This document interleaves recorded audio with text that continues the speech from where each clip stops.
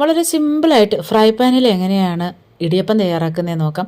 അപ്പോൾ ഇടിയപ്പത്തിൻ്റെ തട്ടൊക്കെ എടുത്ത് വാഷ് ചെയ്യാനൊക്കെ മടിയുള്ളവർക്ക് തീർച്ചയായിട്ടും ട്രൈ ചെയ്ത് നോക്കാൻ പറ്റുന്നൊരു ട്രിക്കാണ് കേട്ടോ ഇത്.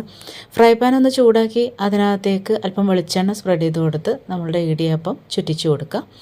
എന്നിട്ട് ലോ ഫ്ലെയിമിൽ ഒരു 3-4 മിനിറ്റ് മൂടി വെച്ച് കുക്ക് ചെയ്തെടുക്കാം. അപ്പോൾ ലോ ഫ്ലെയിമിൽ വേണം, ആവി ഒട്ടും പോവാത്തൊരടപ്പ് കൊണ്ട് വേണം മൂടി വെക്കാൻ വേണ്ടിയിട്ട് കേട്ടോ. അപ്പോൾ അത് കഴിഞ്ഞ് കുക്കായി കിട്ടും. നമുക്കത് ഫ്രൈ പാനകത്ത് നിന്ന് മാറ്റാം. അങ്ങനെ ഓരോന്നും ഇതുപോലെ ചുട്ടെടുക്കാം. വളരെ ഈസിയാണ്. പിന്നെ ശ്രദ്ധിക്കേണ്ട കാര്യം എന്താണെന്ന് വെച്ചാൽ നല്ല കനത്തിൽ പിഴിഞ്ഞു കൊടുക്കരുത്. കനം കുറച്ചിട്ട് വേണം പിഴിഞ്ഞെടുക്കാൻ. അതുപോലെ ആവി ഒട്ടും പോവാണ്ട് നോക്കുകയും വേണം കേട്ടോ. മൂടി വെക്കുന്ന അടപ്പ് അത്രയും ആവി പോവാത്ത രീതിയിലുള്ള അടപ്പായിരിക്കണം. അപ്പോൾ ഇതൊക്കെ ശ്രദ്ധിച്ച് കഴിഞ്ഞാൽ വളരെ ഈസി ആയിട്ട് നല്ല സിമ്പിളായിട്ട് പെട്ടെന്ന് തന്നെ ഒരുപാട് പാത്രങ്ങളൊന്നും പരത്താണ്ട് നമുക്ക് ഇടിയപ്പം തയ്യാറാക്കിയെടുക്കാൻ പറ്റും. അപ്പോൾ നല്ല അടിപൊളിയായിട്ടുള്ള ഇടിയപ്പം തയ്യാറാക്കാൻ വേണ്ടിയിട്ടുള്ള മാവ് എങ്ങനെയാണ് തയ്യാറാക്കുന്നത് എന്നുള്ളതിൻ്റെ വീഡിയോ ഒക്കെ നമ്മൾ മുമ്പ് തസ്നീസ് കിച്ചണിൽ ചെയ്തിട്ടുണ്ട് കേട്ടോ. അപ്പോൾ അതിൻ്റെ ലിങ്ക് ഡിസ്ക്രിപ്ഷൻ ബോക്സിലും കമൻറ്റ് ബോക്സിലും പിൻ ചെയ്ത് വെക്കാം. കണ്ടു നോക്കാം, ട്രൈ ചെയ്ത് നോക്കാം. താങ്ക്